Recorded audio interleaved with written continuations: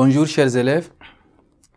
La séquence d'aujourd'hui porte sur la notion de normes de vecteurs et orthogonalité. Aujourd'hui, nous allons voir cette séquence. Comme vous le savez, la séquence précédente, on a parlé de la notion, n'est-ce pas, de déterminant.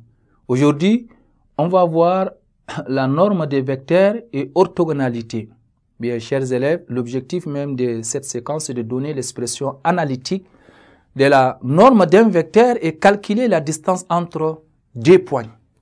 Nous allons très rapidement passer aux expressions analytiques de la norme d'un vecteur. Comment est-ce qu'on peut déterminer, n'est-ce pas, la formule de la norme d'un vecteur.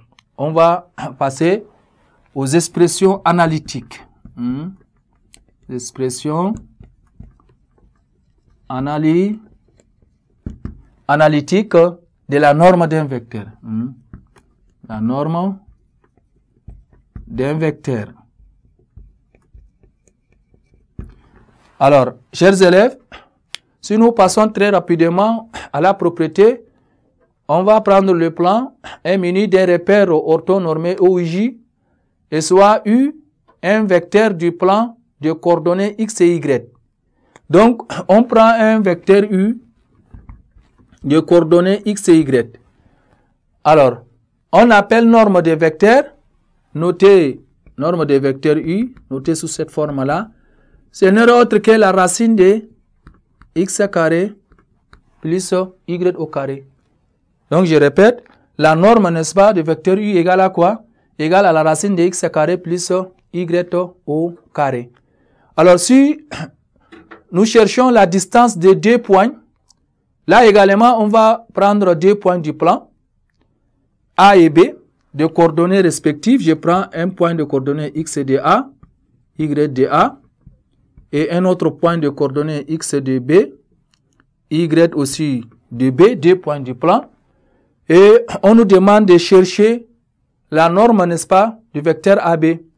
Alors, par définition, si on détermine la distance, d'abord par définition, on va dire que la norme de vecteur AB égale à la distance AB. Ceci nous donne à la racine. Puisque nous, on a déjà vu sur la séquence précédente que le vecteur AB a pour coordonnées X de B moins X de A, Y de B moins Y de A. Ça veut dire que si on nous demande de déterminer les coordonnées d'abord du vecteur AB, puisqu'on a déjà vu quelque part, la norme de vecteur U est égale à la racine de X carré plus Y au carré.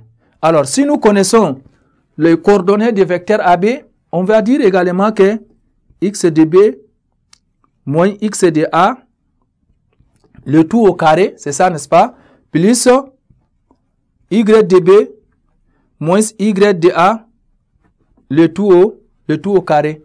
Et là, ça vous donne ce qu'on appelle la norme de vecteur AB qui est égale aussi la distance. Donc, c'est pour vous dire tout simplement que, chers élèves, lorsque vous voulez calculer la distance entre deux points, la distance de deux points donnés, alors vous utilisez la formule, n'est-ce pas, de la norme du vecteur. Vous allez dans un premier temps chercher à déterminer le vecteur le coordonnées du vecteur AB. Et si vous avez déterminé le coordonnées du vecteur AB, ça vous permettra, n'est-ce pas, de chercher rapidement le coordonnée et plutôt la distance AB qui est égale à racine de X de B moins X de A le tout au carré plus Y de B moins Y de A le tout au carré. Et là, vous allez même le représenter si vous voulez quand dans un repère comme ça, vous voyez, je vais placer le point A quelque part qui a pour coordonnée X de A et ici vous avez Y de A, un autre point B et cette distance-là, je vais appeler ça la distance AB. Maintenant, si je projette, j'ai ici X de B. Et là, vous avez ici Y, n'est-ce pas, de Y de B. Comme ça, comment est-ce que vous pouvez déterminer ça? Vous avez la distance AB n'est autre que la norme des vecteurs AB qui est égale, la distance AB égale à la racine de X de B moins X de A le tout au carré plus Y de B moins Y de A le tout au carré. Donc, vous pouvez également dire que pour la condition analytique d'orthogonalité de deux vecteurs, on peut dire que deux vecteurs sont orthogonaux si et seulement si, comme on a parlé, n'est-ce pas, pour les vecteurs collinéaires. Maintenant, si vous avez deux vecteurs de coordonnées, U de coordonnées X et Y, et V de coordonnées X', Y', et on va dire que U et V sont orthogonaux si et seulement si X et X' plus Y' égale à 0. Donc, si vous avez cette formule, ça vous permettra, n'est-ce pas, de démontrer que les deux vecteurs là sont orthogonaux, comme on a dit pour les vecteurs collinéaires. Voilà, chers élèves, ainsi prend fin cette séquence et à la prochaine séquence.